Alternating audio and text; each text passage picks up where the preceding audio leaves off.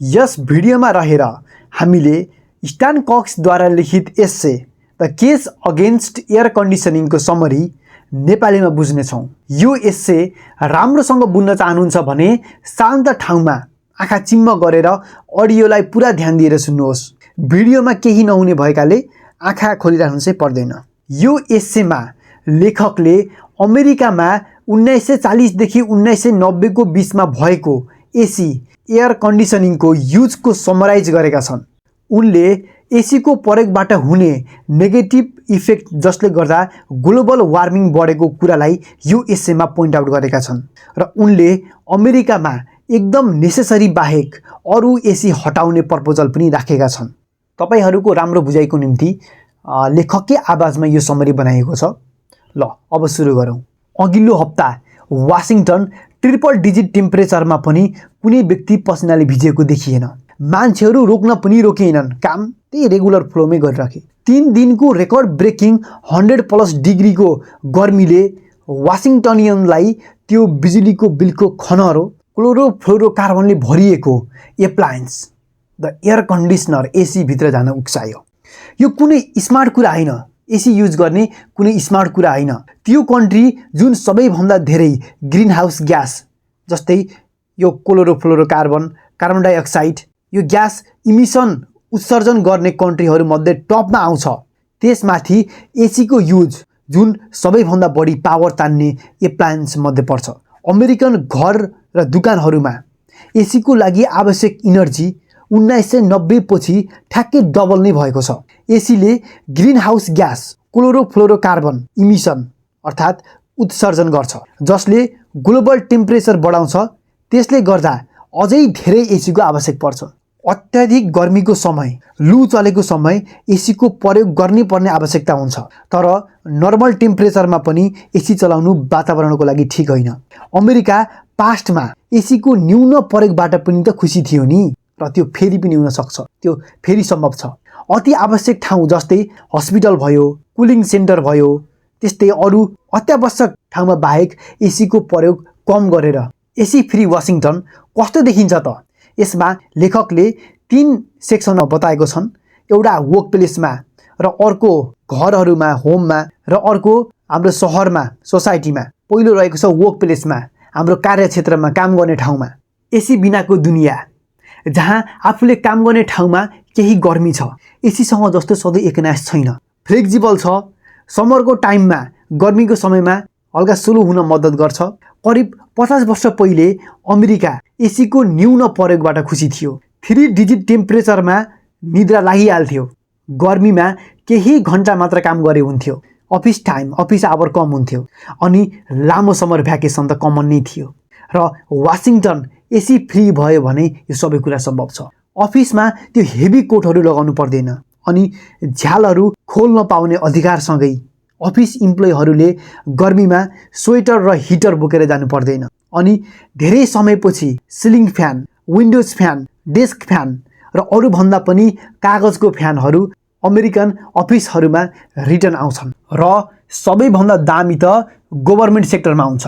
Government, त्यहाँको सरकार, वाशिङटनको सबैभन्दा ठुलो व्यापार। संसद भवनमा एसी लगाउनुभन्दा पहिले 50 वर्ष पहिले वाशिङटनको अत्यधिक गर्मीबाट बस्न संसद बैठकहरूलाई स्थगित गर्नु पर्थ्यो, र यसले गर्दा देशले फेरि नयाँ कानुनको बोझबाट केही समयको लागि भए पनि रेस्ट पाउँथ्यो। कानुन आफ्नो हिसाबले चलाउन खोज्ने व्यक्तिहरूको अट्याकबाट पनि बस्थ्यो, र त्यो सरकार फुल ब्लास्टमा चलाउँदा लाग्ने खर्च केही भए पनि जोगिन्थ्यो।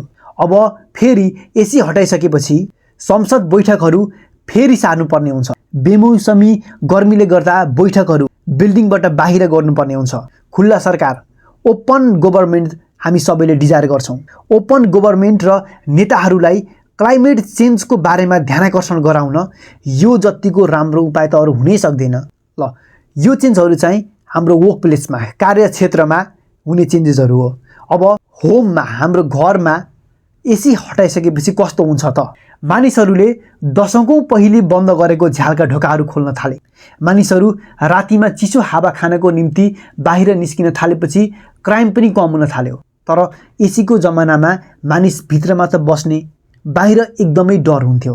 हाई सिलिङ, अग्लो छत भएको, बेटर क्रस भेन्टिलेसन भएको, होल हाउस फ्यान भन्नाले घरभित्रको सबै कोठाहरूमा बाहिरको चिसो हावा जाने गरी राखिने एउटा कुलिङ सिस्टम हो। र पोच भनिन्छ जसले हामीले कौसी अथवा बाल्कोनी जस्तो घरबाट छुट्टै एउटा पार्ट निकालेर हैन, जस्ट पाली पनि भनिन्छ कुनै कुनै ठाउँमा, अनि व्हाइट कुल रुफ, सूर्यको किरण रिफ्लेक्ट गर्नको लागि बनाइने यी सबै कुराको न्यू टाइपको कन्स्ट्रक्सनले बिजुलीको बिल पनि एकदमै कम हुन जान्छ। मानिसहरूले हिट जेनेरेटिङ एप्लायन्स कमसे कम प्रयोग गर्न थाल्छन्। अरे क्लोथ ड्रायरको कुरा छोड्नुहोस्, अब कपडा सुकाउन रसी टाङ्न सुरु गरिन्छ।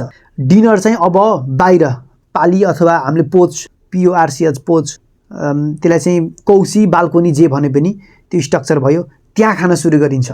यो चेन्जेसहरू घरबाट एसी हटाइसकेपछि, अब यसै गरी सबैले एसी हटाइसकेपछि हाम्रो सहरमा हाम्रो सोसाइटीमा कस्तो चेन्जेसहरू आउँछन् त। त्यसबाट saying goodbye to AC means saying hello to the world. AC हटिसकेपछि मानिसहरू साँझ र रातिमा बाहिर निस्कन्छन्, मानिसहरूको एउटा कनेक्सन बन्छ, सोसलाइजेसनमा हेल्प गर्छ। घरभित्र चिसोमा एक्लै कुथ्रिएर बस्नुभन्दा नेबर्स एकअर्कालाई जान्न पाउँछन्। धेरै मानिसहरू बाहिर भएपछि क्राइम पनि कम हुन्छ। अत्यधिक गर्मीमा मानिसहरूले एकअर्काको ख्याल राख्छन्। भित्रभन्दा बाहिर कम गर्मी हुनाले बच्चा-बच्ची र अरू पनि साइकल राइड गर्ने, बाहिर खेल्ने, रमाइलो बाहिर गर्ने गर्छन्। सबैलाई थाहा छ केटाकेटी वा अरू पनि भित्रभन्दा बाहिर प्लेग्राउन्डमा बाहिर नेचरसँग बस्न खेल्न रुचाउँछन्। हरियाली छतहरू, फुल घाँस अथवा फलफुल सब्जीहरूले भरिएका सरकारी प्राइभेट बिल्डिङका छत बिरुवाहरूले भरिनाले बिल्डिङभित्र पनि गर्मी कम हुन्छ। प्राइभेट पब्लिक सबै ठाउँहरूमा रुखहरू धेरै रोपिन थाल्छन्, धेरै देखिन थाल्छन्। जब एसीहरू अति आवश्यक ठाउँमा बाहेक अन्यत्र ठाउँबाट हटाइन्छ। Thank you. यदि हजुरले यसलाई राम्रोसँग बुझेर सुन्नुभएको छ भने यसबाट इक्जाममा आउन सक्ने म्याक्सिमम क्वेसनहरूको एन्सर मजाले दिन सक्नुहुन्छ। र केही क्वेसन्सहरू ट्रिकी हुन्छन् जसको एन्सर यो समरी सुनेर मात्र दिन गाह्रो हुन्छ। त्यस्ता क्वेसनको लागि एउटा एन्सर क्वेसनको छुट्टै सानो भिडियो बनाएको छु। यो यसलाई पर्फेक्टली बुझ्नको लागि त्यो भिडियो हेर्न सक्नुहुन्छ। उक्त भिडियोको लिङ्क डिस्क्रिप्सन अथवा पिन कमेन्ट कतै हुनेछ।